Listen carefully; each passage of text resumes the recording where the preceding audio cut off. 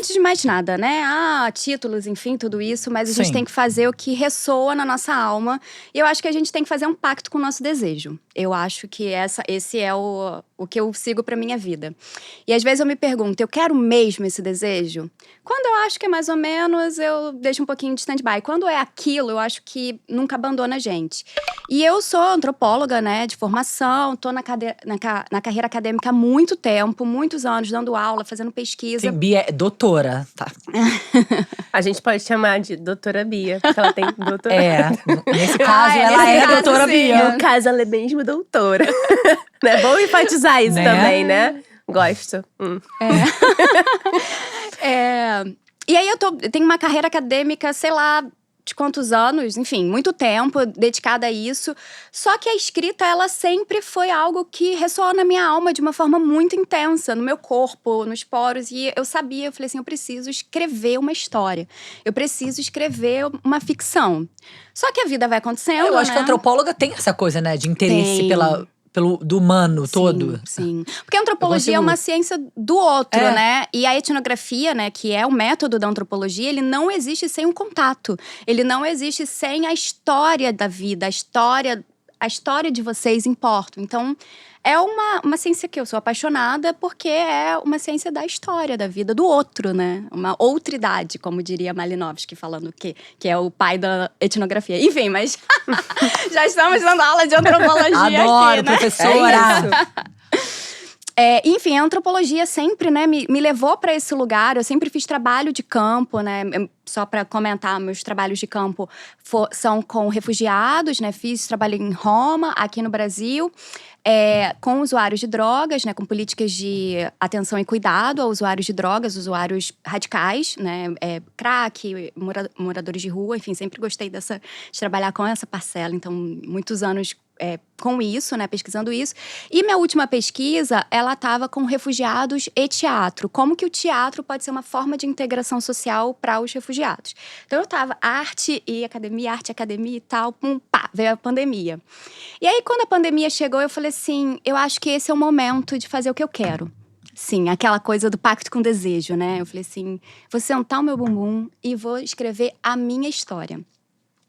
E aí eu recuperei algo. O que aconteceu? Eu fui casada, tive uma relação de 10 anos. Fui casada aos 28 anos, ali no retorno de Saturno. Super jovem. No dia que o meu ex-marido saiu de casa, eu sentei e escrevi assim, parecia que eu tava psicografando. E coloquei um título.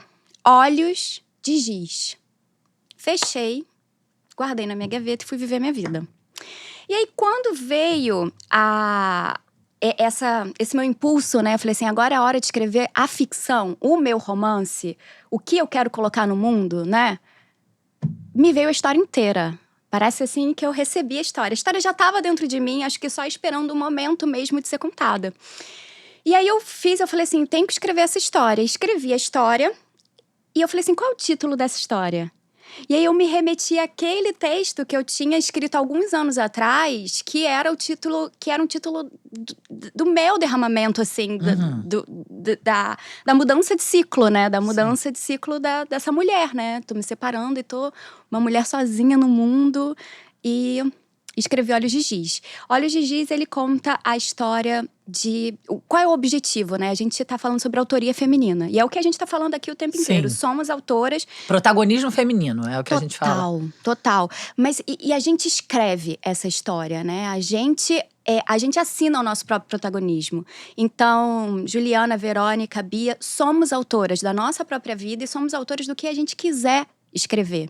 Só que dentro do nosso percurso, que a gente sabe que não é fácil, existe uma série de violações que a gente precisa, a gente não pode sucumbir a elas e a gente tem que estar sempre num movimento de algum tipo de superação, mas uma superação que dê um retorno interno pra gente, né? Dê um retorno de firmeza interna e que aquilo frutifique dentro da gente.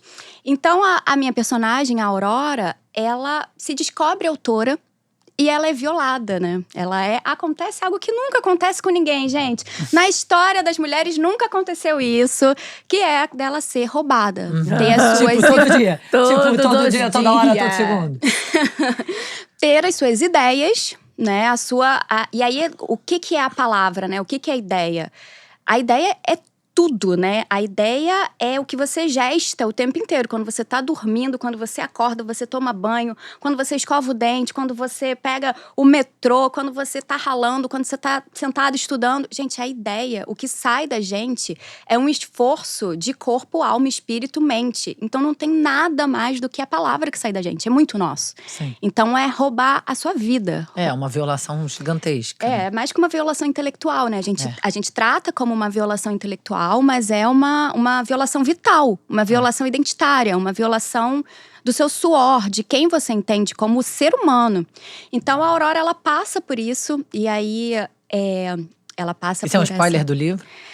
Esse é um spoiler do livro. Eu estou dando aqui pra vocês. Só que assim, como a Aurora passa por isso, Sim. a gente vai descobrir juntas. Queremos Né? livros autografados. E aí, a novidade, né? Já que a gente tá falando de autoria feminina, eu escrevi esse livro e falei assim, cara, vamos chamar mulheres. E aí, eu falei com uma artista visual minha, que eu super admiro, a Camila Kostidowski. Eu falei assim, Mila, lê esse livro, vê o que você acha, vê se te atravessa pra você dar dar a identidade imagética pra ele. Ela leu, e era muito legal, né, que ela ia me mandando os áudios à medida que ela lia, e ela ia descobrindo, né, nos plots, eu não acredito, eu achei que era isso, e agora? E eu não contei nada, assim, esses grandes spoilers que eu tô contando pra vocês, eu não contei pra ela, então ela foi descobrindo.